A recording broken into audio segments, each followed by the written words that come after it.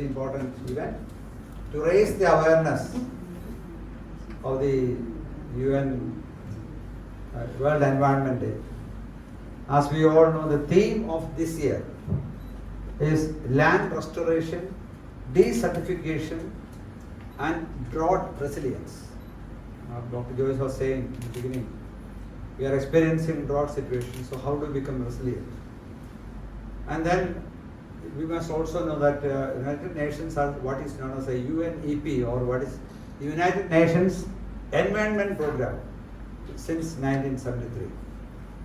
And in United Nations declared the ecosystem restoration decade 2021 to 2030.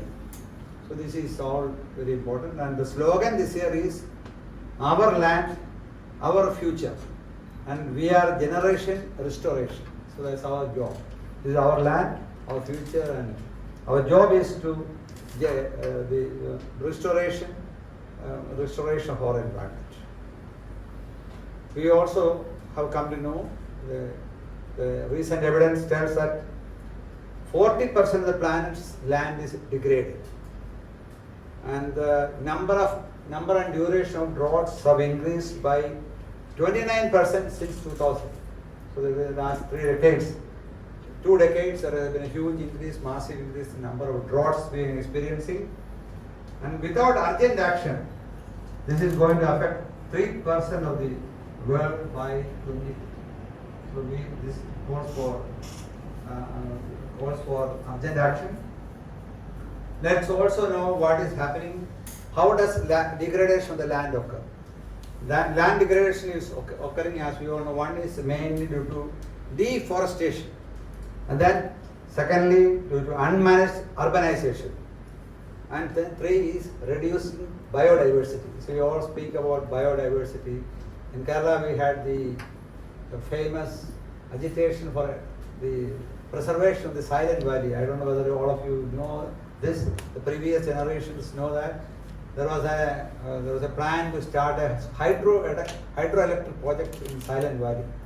Because of the action, but that's the first major environmental movement in the whole of India. And because of that movement, that has been shelved, and this is supposed the millions of year old biodiversity is one of the greenest biodiversity areas in the world. So that has been preserved. So we also know that there is decreased aquatic biodiversity due to changes in water courses, pollution, and also due to overconsumption of water resources. And this leads to water-related stress. And since we are in the Asia Pacific, we know that two-thirds of the humanity is living in the Asia Pacific. And we should also address what are our main problems.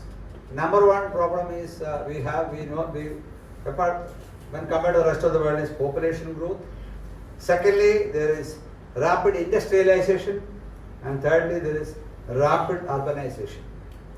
This has all led to climate changes, and which has led to acceleration of droughts. Cities produce more than half of the global waste. Now we also always a small city. So, and then 60% of the cities produce 16% of the greenhouse gas emissions.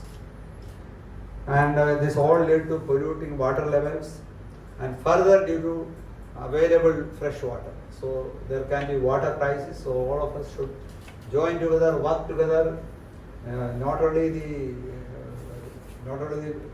the policy makers and administrators, but the general public.